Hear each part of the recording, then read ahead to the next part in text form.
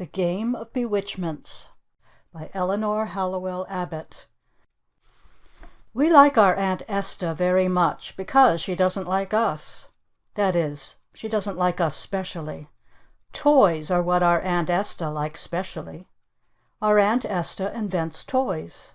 She invents them for a store in New York. Our Aunt Esta is 30 years old with very serious hair. I don't know how old our other relatives are, except Rosalie, and Carol, and myself. My sister Rosalie is 17 years old, and a betrothess. Her betrother lives in Cuba. He eats bananas. My brother Carol is 11. He has no voice in his throat, but he eats anything. I myself am only 9, but with very long legs. Our father and mother have no age. They are just tall.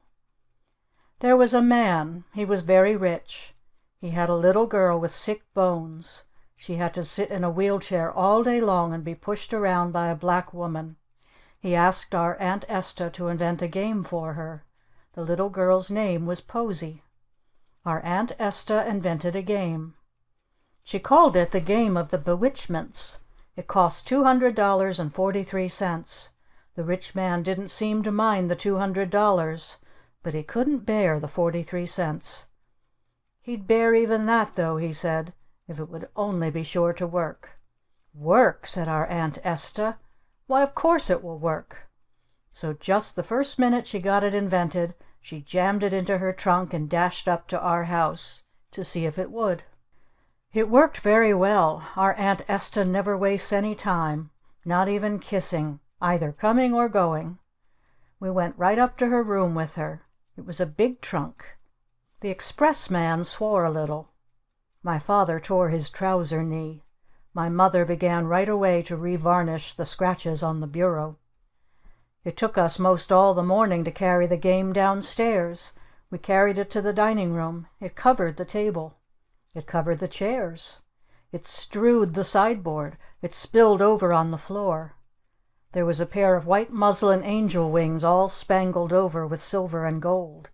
There was a fairy wand. There was a shining crown. There was a blue satin clock. There was a yellow plush suit and swishy tail all painted sideways in stripes like a tiger. There was a most furious tiger head with whisk broom whiskers. There was a green frog's head and a green frog suit. There was a witch's hat and cape and a hump on the back. There were bows and arrows. There were boxes and boxes of milliner's flowers. There were strings of beads, and yards of dungeon chains made out of silver paper, and a real bugle, and red Chinese lanterns, and everything. The rich man came in a gold-colored car to see it work. When he saw the dining room, he sickened. He bit his cigar. "My daughter Posy is 10 years old," he said. "What I ordered for her was a game, not a trousseau." Our Aunt Esta shivered her hands. She shrugged her shoulders. "You don't understand," she said. "This is no paltry toy to be exhausted and sickened of in a single hour. This is a real game. Ethical, psychological, unendingly diverting, hour after hour, day after day. Once begun, you understand, it's never over." The rich man looked at his watch. "I have to be in Chicago a week from tomorrow," he said. Somebody giggled. It couldn't have been Rosalie, of course, because Rosalie is 17. And of course it wasn't Carol. So it must have been me. The rich man gave an awful glare. "Who are these children?" he demanded. Our Aunt Esta swallowed. "They are my demonstrators," she said. "Demonstrators?" sniffed the rich man. He glared at Carol. "Why don't you speak?" he demanded. My mother made a rustle to the doorway. "He can't," she said. "Our son Carol is dumb." The rich man looked very queer. "Oh, I say," he fumbled and stuttered. "Oh, I say. After all, there's no such great harm in a giggle. My little girl Posy cries all the time. All the time, I mean. Cries and cries and cries. It's a fright." "She wouldn't," said our Aunt Esta, "if she had a game like this to play with." "Eh?" said the rich man. She could wear the witch's hideous cape, said our Aunt Esta, and the queer pointed black hat, and the scraggly gray wig, and the great horn-rimmed spectacles, and the hump on her back, and my daughter Posy has Titian red curls, said the rich man coldly, and the most beautiful brown eyes that mortal man has ever seen, and a skin so fair that... That's why I think it would rest her so, said our Aunt Esta, to be ugly outside instead of inside for a while. Eh? Said the rich man. He glared at our Aunt Esta. Our Aunt Esta glared at him. Out in the kitchen suddenly the most beautiful smell happened. The smell was soup. Spiced tomato soup. It was as though the whole stove had bloomed. My father came to the door. "What's it all about?" he said. He saw the rich man. The rich man saw him. "Why, how do you do?" said my father. "Why, how do you do?" said the rich man. They bowed. There was no room on the dining room table to put the dishes. There was no room anywhere for anything. We had to eat in the kitchen. My mother made griddle cakes. The rich man stirred the batter. He seemed to think it was funny. Carol had to sit on a soap box. Our Aunt Esta sat on the edge of a barrel with her stockings swinging. It made her look not so strict. "All the same," worried the rich man, "I don't see just why you fixed the price at $200.43. Why not $200.45? Or even the round sum $201? Our Aunt Esta looked pretty mad. "I will be very glad, I'm sure," she said, "to submit an itemized bill." "Oh, nonsense!" said the rich man. "It was just your mental processes I was worrying about. The thing, of course, is worth any money if it works." "If it works!" cried our Aunt Esta. The rich man jumped up and strode fiercely to the dining room door. Our Aunt Esta strode fiercely after him, only littler. Our Aunt Esta is very little. The rich man waved his arms at everything. The boxes, the bundles, the angel wings, the cloaks, the suits, the Chinese lanterns. "All the same, the thing is perfectly outrageous. The size of it! The extent! No house would hold it." "It isn't meant," said our Aunt Esta, "to be played just in the house. It's meant to be played on a sunny porch opening out on a green lawn, so that there's plenty of room for all Posy's little playmates to go swarming in and out."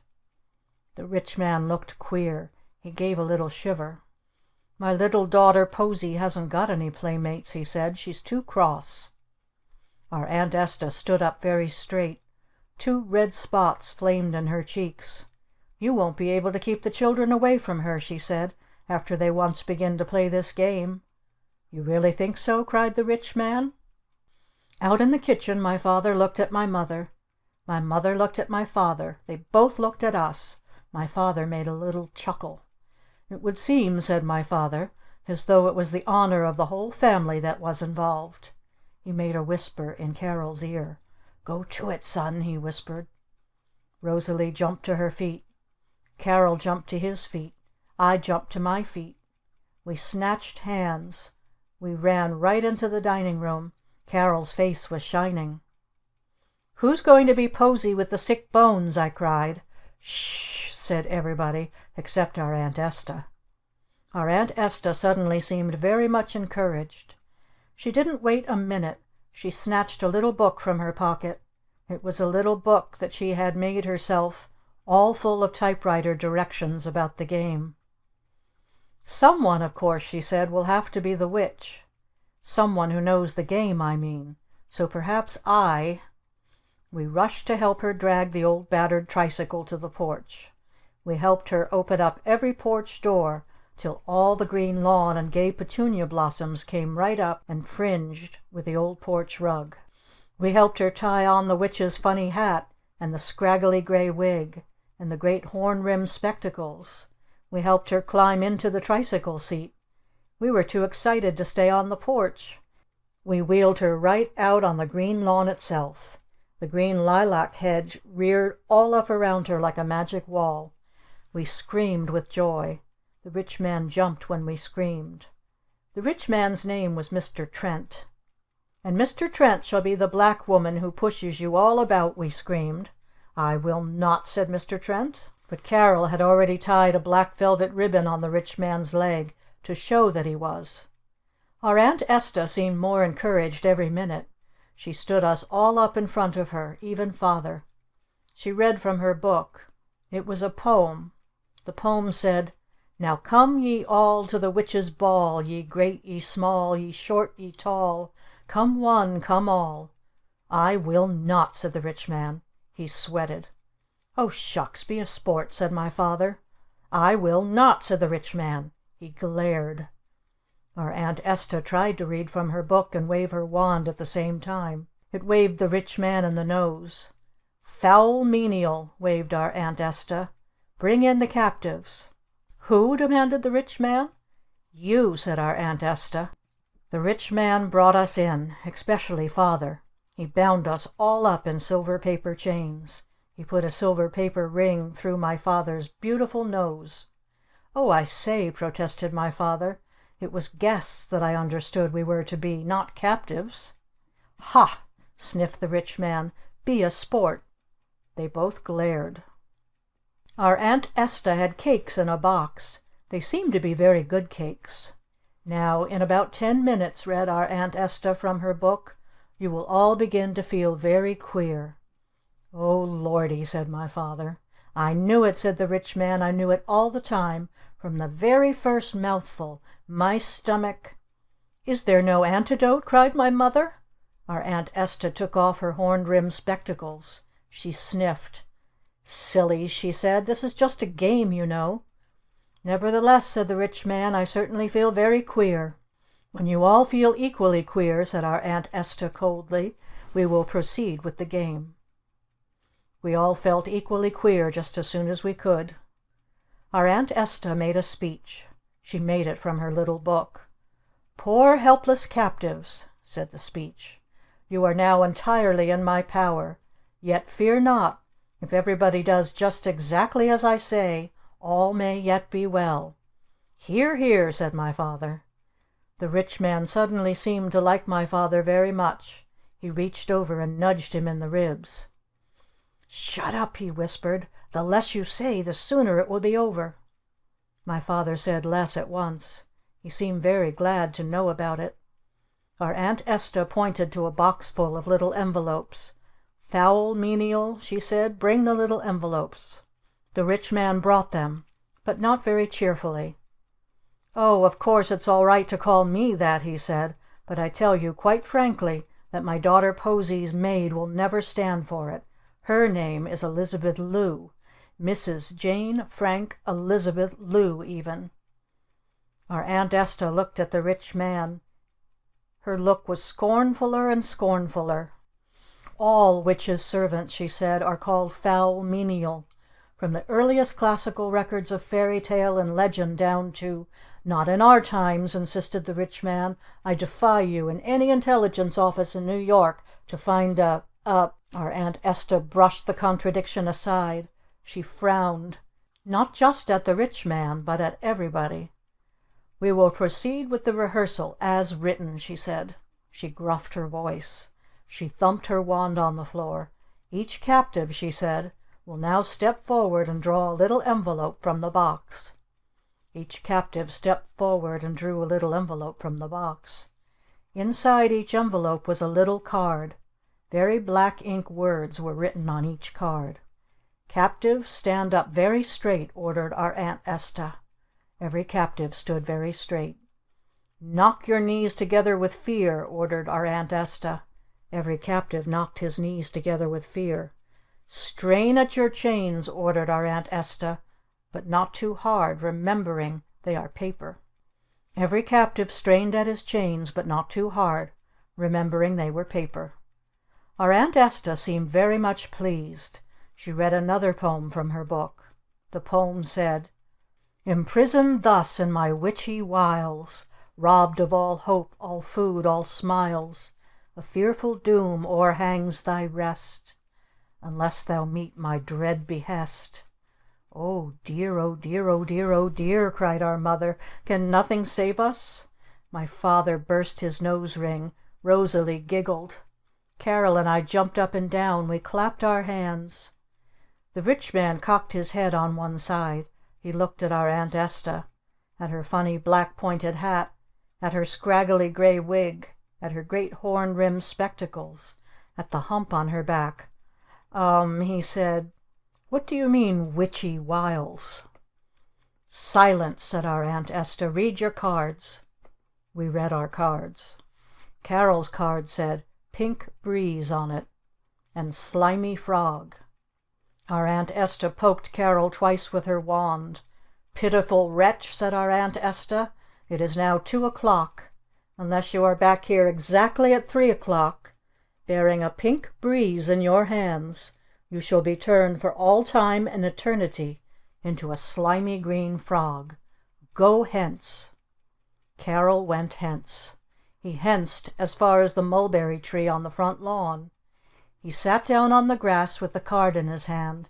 He read the card, and read it, and read it. It puzzled him very much. "Pitiful wretch, go hence!" cried our Aunt Esta. He henced as far as the larch tree this time, and sat down all over again, and puzzled and puzzled. "Go hence, I say, pitiful wretch!" insisted our Aunt Esta. My mother didn't like Carol to be called a pitiful wretch. It was because he was dumb, I suppose. When my mother doesn't like anything, it spots her cheekbones quite red. Her cheekbones were spotted very red. "Stop your fussing," said our Aunt Esta, "and attend to your own business." My mother attended to her own business. The business of her card said Silver Bird and Horse's Hoof. Even our Aunt Esta looked a bit flabbergasted. "Oh dear," said our Aunt Esta. "I certainly am sorry that it was you who happened to draw that one. And all dressed up in white, too, as you are. But after all," she jerked with a great toss of her scraggly wig, "a game is a game, and there can be no concessions." "No, of course not," said my mother. "Lead me to the slaughter." "There is not necessarily any slaughter connected with it," said our Aunt Esta, very haughtily. But she hit my mother only once with her wand. "Frail creature," she said, "on the topmost branch of the tallest tree in the world there is a silver bird with a song in his throat that has never been sung. Unless you bring me this bird singing, you are hereby doomed to walk with the clatter of a horse's hoof." "Horse's hoof?" gasped my mother. "With the clatter of a horse's hoof?" My father was pretty mad. "Why, it's impossible," he said. "She's as light as thistledown. Even in her boots it's like a fairy passing." "Nevertheless," insisted our Aunt Esta, "she shall walk with the clatter of a horse's hoof, unless she brings me the silver bird." My mother started at once for the little woods. "I can at least search the tallest tree in my world," she said. It made my father nervouser and nervouser. "Now don't you dare," he called after her, "climb anything until I come." "Base interloper," said our Aunt Esta. "Keep still." "Who?" said my father. "You," said our Aunt Esta. I giggled. Our Aunt Esta was very mad. She turned me into a white rabbit. I was made of white canton flannel. I was very soft. I had long ears. They were lop ears. They were lined with pink velvet. They hung way down over my shoulders so I could stroke them. I liked them very much, but my legs looked like white night drawers. Ruthie the Rabbit was my name. Our Aunt Esta scolded it at me. "Because of your impudence, Ruthie the Rabbit," she said, "you shall not be allowed to roam the woods and fields at will, but shall stay here in captivity, close by my side, and help the foul menial do the chores." The rich man seemed very much pleased. He winked an eye. He pulled one of my lop ears. It was nice to have somebody pleased with me. Everybody was pleased with Rosalie's bewitchment. It sounded so restful. All Rosalie had to do was to be very pretty, just exactly as she was, and 17 years old, just exactly as she was, and sit on the big gray rock by the side of the brook, just exactly as it was, and see whether it was a bright green celluloid fish or bright red celluloid fish, that came down the brook first. And if it was a bright green celluloid fish, she was to catch it, and slit open its stomach, and take out all its directions, and follow 'em. And if it was a bright red celluloid fish, she was to catch it, and take out all its directions, and follow them. In either case, her card said she would need rubbers and a trowel. It sounded like buried treasure to me, or else iris roots. Our Aunt Esta is very much interested in iris roots.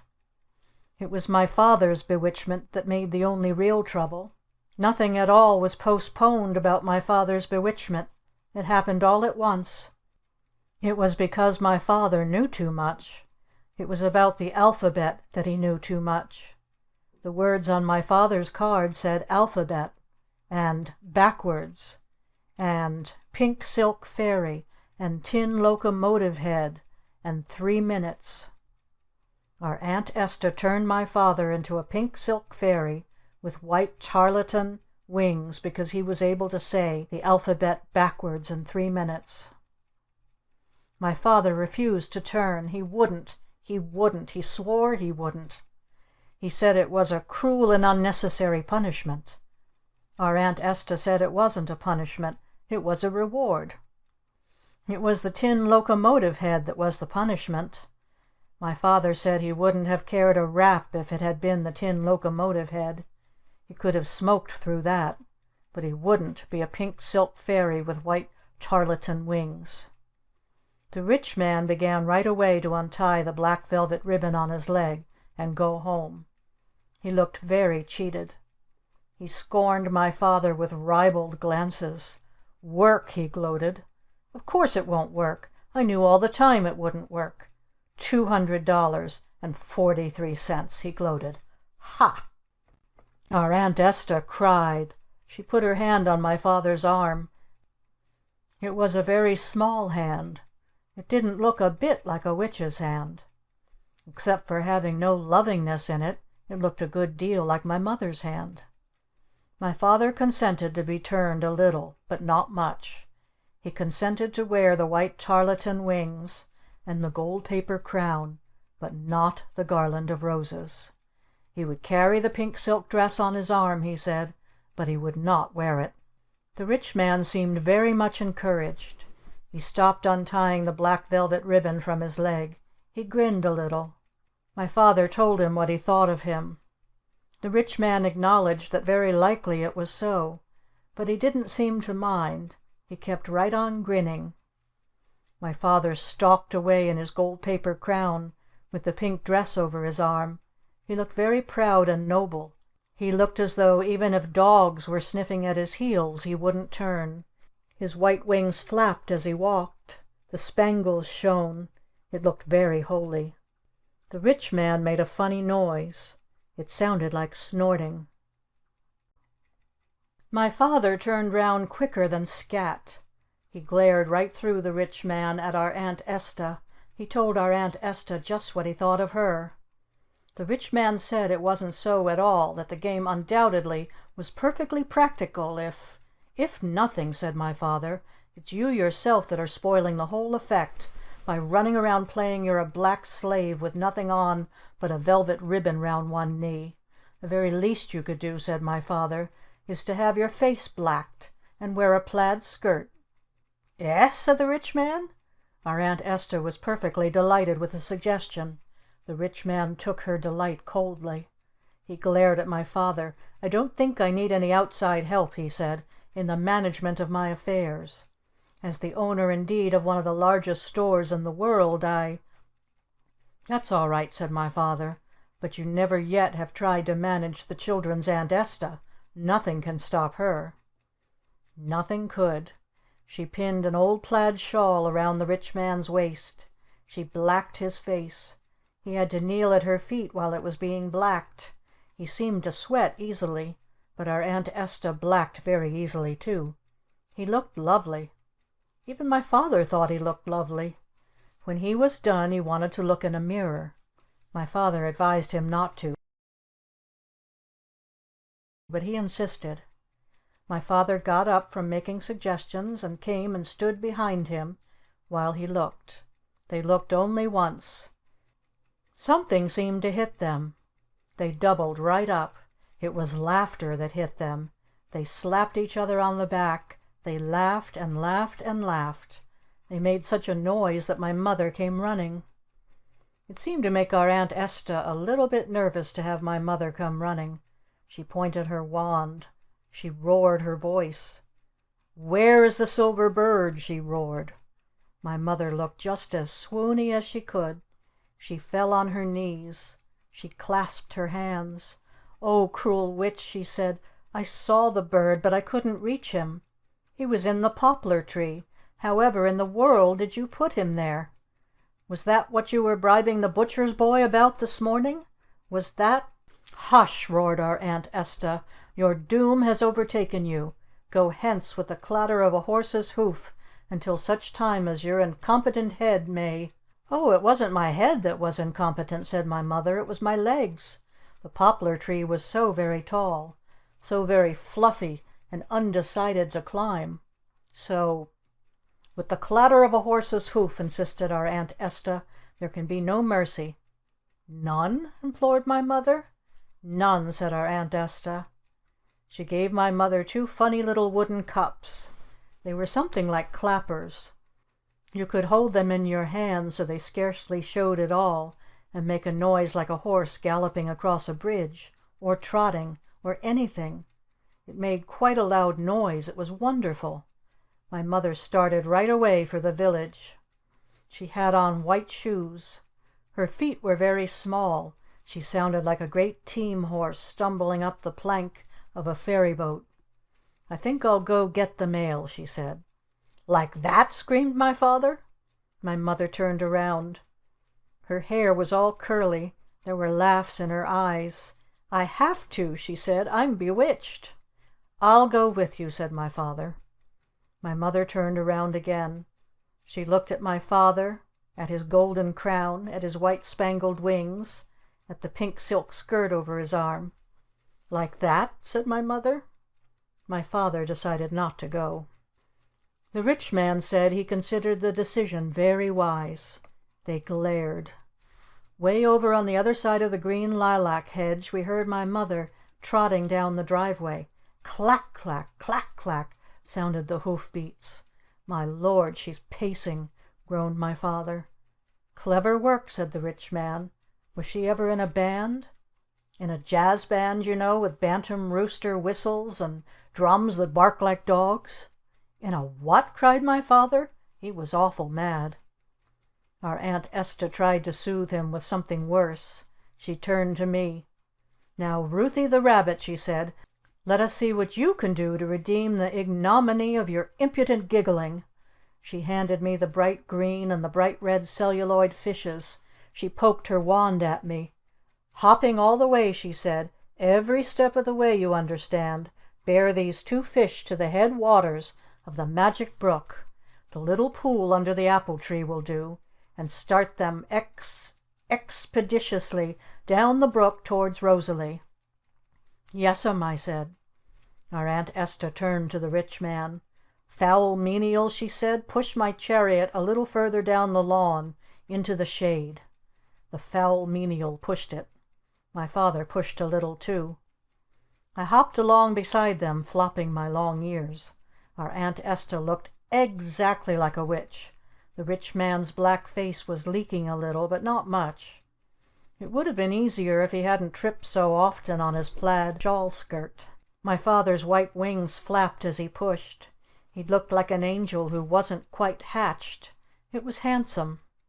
When we got to the thickest shade there was a man's black felt hat bobbing along the top of the japonica hedge. It was rather a soft-boiled looking hat. It was bobbing just as fast as it could towards the house. When our Aunt Esta saw the hat she screamed. She jumped from her chariot as though it had been flames. She tore the scraggly gray wig from her head. She tore the hump from her back. She kicked off her wooden shoes. Her feet were silk. She ran like the wind for the back door. My father ran for the woodshed. The rich man dove into the lilac bush. When the rich man was all through diving into the lilac bush, He seemed to think that he was the only one present who hadn't done anything. "What are you so scared about, Ruthie?" he said. "What's the matter with everybody? Who's the bloke?" "It's the new minister," I said. "Has he got the cholera or anything?" said the Rich Man. "No, not exactly," I explained. "He's just our Aunt Esta's suitor." "Your Aunt Esta's suitor?" cried the Rich Man. "Suitor?" He clapped his hand over his mouth. He burst a safety pin that helped lash the plaid shawl around him. "What do you mean, suitor?" he said. It seemed queer that he was so stupid. "Why, a suitor," I explained, "is a person who doesn't suit, so he keeps right on coming most every day to see if he does. As soon as he suits, of course, he's your husband and doesn't come any more at all because he's already there. The new minister," I explained very patiently, "is a suitor for our Aunt Esta's hand." We crawled through the lilac bush. We peeped out. Our Aunt Esta hadn't reached the back door at all. She sat all huddled up in a heap on the embankment, trying to keep the new minister from seeing that she was in her stocking feet. But the new minister didn't seem to see anything at all except her hands. Being a suitor for her hands was natural, I suppose. That he wasn't interested in anything except her hands. Her hands were on her hair. The scraggly gray wig had rumpled all the seriousness out of her hair. It looked quite jolly. The new minister stared and stared and stared, except for having no lovingness in them. Her hands looked very much like my mother's. "Our Aunt Esta's got nice hands," I said. The Rich Man burst another safety pin. "Yes, by Jove," he said, "and nice feet too." He seemed quite surprised. "How long's this minister fellow been coming here?" he said. "Oh, I don't know," I said. "He comes whenever our Aunt Esta comes." The Rich Man made a grunt. He looked at the minister's hat. "Think of courting a woman," he said, "in a hat like that!" "Oh, our Aunt Esta doesn't care anything at all about hats," I said. "It's time she did," said the Rich Man. "We'll go out if you say so," I suggested, "and help them have a pleasant time." The Rich Man was awfully mad. He pointed at his plaid shawl. He pointed at his black face. "What?" he said. "Go out like this? And make a fool of myself before that ninny hat?" "Why, he'd love it," I said. The Rich Man choked. "That's quite enough reason," he said. There was a noise in the woodshed. We could see the noise through the window. It was my father trying to untie his wings. He couldn't. The Rich Man seemed to feel better suddenly. He began to mop his face. "It's a great game, all right," he said, "if you don't weaken." He pulled my ears. "But why in the world, Ruthie," he worried, "did she have to go and tuck that 43 cents onto the end of the bill?" "Why, that's her profit," I explained. "Her profit?" gasped the Rich Man. "Her profit?" "Why, she has to have something," I explained. "She was planning to have more, of course. She was planning to go to Atlantic City. But everything costs so big, even toys. It's—" "Her profit?" gasped the Rich Man. 43 cents on a $200 deal?" He began to laugh and laugh. "And she calls herself a business woman," he said. "Why, she ought to be in an asylum. All women, in fact, ought to be in asylums. Or else in homes of their own." Quite furiously he began to pull my ears all over again. "Business woman," he said. And both her feet would go at once in the hollow of my hand. Business woman. Out in the roadway suddenly somebody sneezed. It made the Rich Man jump awfully. "Ruthie, stay where you are," he ordered. "I can't," I called back. "I'm already hopped out." From my hop out I could see the person who sneezed. Anybody would have known that it was Posie with the sick bones. She was sitting in an automobile peering through the hedge. There was a black woman with her. The Rich Man crackled in the bushes. He reached out and grabbed my foot. He pulled me back. His face looked pretty queer. "Yes, she's been there all the time," he whispered, "but not a soul knows it. I wanted her to see it work. I wanted to be sure that she liked it. But I was afraid to bring her in. She catches everything so. And I knew there were children here. And I was afraid there might be something contagious." He peered out through the lilac branches. There was quite a good deal to peer at. Down in the meadow Rosalie was still running up and down the soft banks of the brook, trying to catch the celluloid fish. She had on a green dress. It was a slim dress like a willow wand. She had her shoes and stockings in one hand, and a great bunch of wild blue forget-me-nots in the other. Her hair was like a gold wave across her face. She looked pretty. The springtime looked pretty, too. Out in the woodshed my father was still wrestling with his wings. Up on the green mound by the house our Aunt Esta was still patting her hair, while the new minister stared at her hands. The rich man turned very suddenly and stared at me. "Contagious!" he gasped out suddenly. "Why, upon my soul, Ruthie, it's just about the most contagious place that I ever was in my life!" He gave a funny little laugh. He glanced back over his shoulder towards the road. He groaned. "But I shall certainly be ruined, Ruthie," he said, "if my little daughter Posy or my little daughter Posy's black woman ever see me at close range in these clothes." He took my chin in his hands. He looked very deep into my eyes. "Ruthie," he said, "you seem to be a very intelligent child.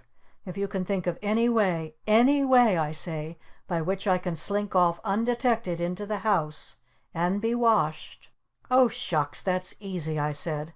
"We'll make Posy be the witch." When I hopped out this time I stayed hopped. I hopped right up on the wall and stroked my ears. When Posy with the sick bones saw me she began to laugh and clap her hands and kick the black woman with her toes. "Oh, I want to be the witch!" she cried. "I want to be the witch forever and ever, and change everybody into everything. I'm going to wear it home in the automobile and scare the cook to death. I'm going to change the cook into a cup of beef tea and throw her down the sink. I'm going to change my poodle dog into a new moon," she giggled. "I'm going to change my doctor into a balloon and cut the string." The rich man seemed perfectly delighted. I could see his face in the bushes. He kept rubbing his hands and nodding to me to go ahead. I went ahead just as fast as I could. The black woman began to giggle a little. She giggled and opened the automobile door. She giggled and lifted Posy out. She giggled and carried Posy to the witch's chariot. She giggled and tied the witch's hat under Posy's chin. She giggled and tied the humped-back cape around Posy's neck. Posy never stopped clapping her hands, except when the witch's wig itched her nose. It was when the witch's wig itched her nose that the rich man slunk away on all fours to be washed. He giggled as he slunk. It looked friendly. Carol came. He was pretty tired, but he had the pink breeze in his hands. It was phlox. It was very pink. It was in a big flower pot. He puffed out his cheeks as he carried it and blew it into breezes. It was pretty. It was very heavy. He knelt at the witch's feet to offer it to her. When he looked up and saw the strange child in the witch's chair, he dropped it. It broke and lay on the ground, all crushed and spoiled. His mouth quivered. All the shine went out of his face. It scared Posy to see all the shine go out of his face. "Oh, boy, boy, put back your smile," she said. Carol just stood and shook his head. Posy began to scream. "Why doesn't he speak?" she screamed. "He can't," I said. "He hasn't any speech." "Why doesn't he cry?" screamed Posy. "He can't," I said. "He hasn't any cry." Posy stopped screaming. "Can't he even swear?" she said. "No, he can't," I said. "He hasn't any swear." Posy looked pretty surprised. "I can speak," she said. "I can cry. I can swear." "You sure can, little missy," said the black woman. Posy looked at Carol. She looked a long time. A little tear rolled down her cheek. "Never mind, boy," she said. "I will help you make a new pink breeze." "Oh, Lord, little missy," said the black woman. You never helped no one do nothin' in your life." "I will if I want to," said Posy. "And we'll make a larkspur colored breeze too if we want to," she said. "And I'll have it on my window sill all bluey and frilly and fluttery when everything else in the room is horrid and hushed and smothery. And we'll make a green breeze." She gave a little cry. She looked at the waving meadow where all the long silver-tipped grasses ducked and dipped in the wind. She stretched out her arms. Her arms were no bigger than the handles of our croquet mallets.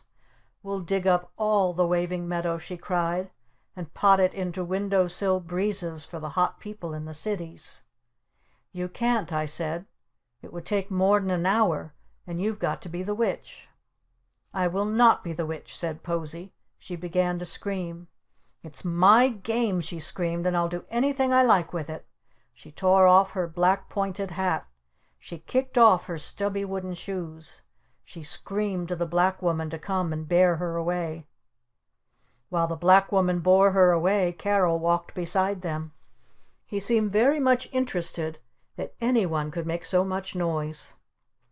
When Posy saw how much interested Carol was in the noise, she stopped entirely screaming to the black woman and screamed to Carol instead.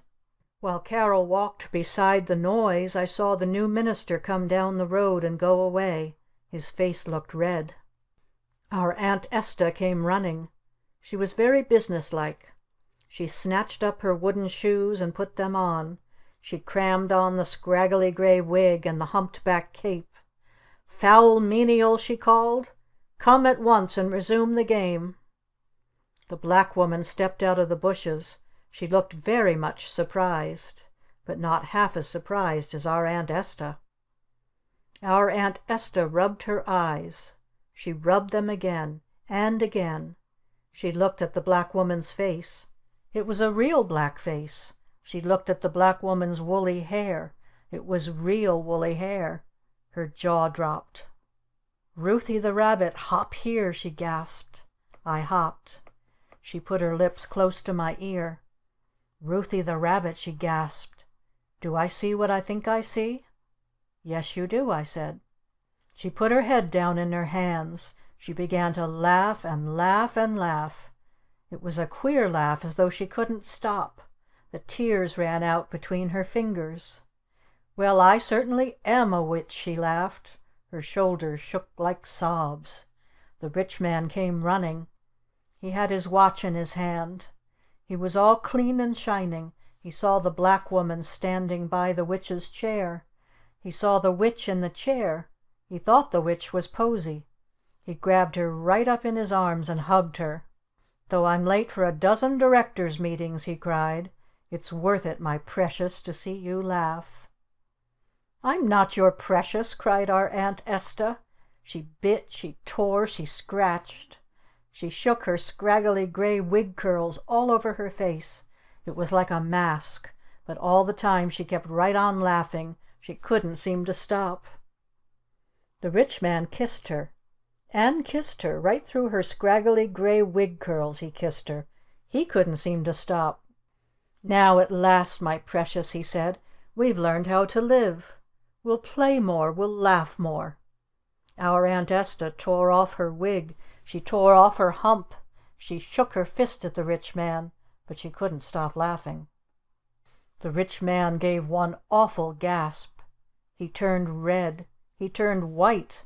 He looked at the woodshed window to see if my father had seen him. My father had seen him. The rich man said things under his breath. That is, most of them were under his breath. He stalked to his car. He ordered the black woman to pick up the real Posy and stalked to his car. He looked madder than pirates.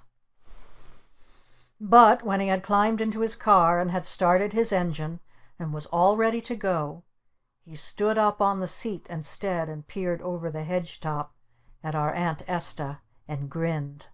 Our Aunt Esta was standing just where he had left her. All the laughter was gone from her, but her eyes looked very astonished. Her cheeks were blazing red. Her hair was all gay and rumpled like a Skye terrier's. It seemed somehow to be rather becoming to our Aunt Esta to be kissed by mistake. The rich man made a little noise in his throat. Our Aunt Esta looked up. She jumped. The rich man fixed his eyes right on her. His eyes were full of twinkles. "Talk about Be Witchments," he said. "Talk about Be Witchments! I'll be back on Tuesday. What for? Great jumping Jehoshaphat's," he said. "It's enough that I'll be back." My father stuck his head and the tip of one battered wing out the woodshed window. He started to say something, and cocked his ear instead. It was towards the village that he cocked his ear. We all stopped and cocked our ears. It was a funny sound. Clack, clack, clack! Clack, clack, clack! Clack, clack, clack! It was my mother cantering home across the wooden bridge. It sounded glad. My father thought of a new way suddenly to escape from his wings, and ran to meet her.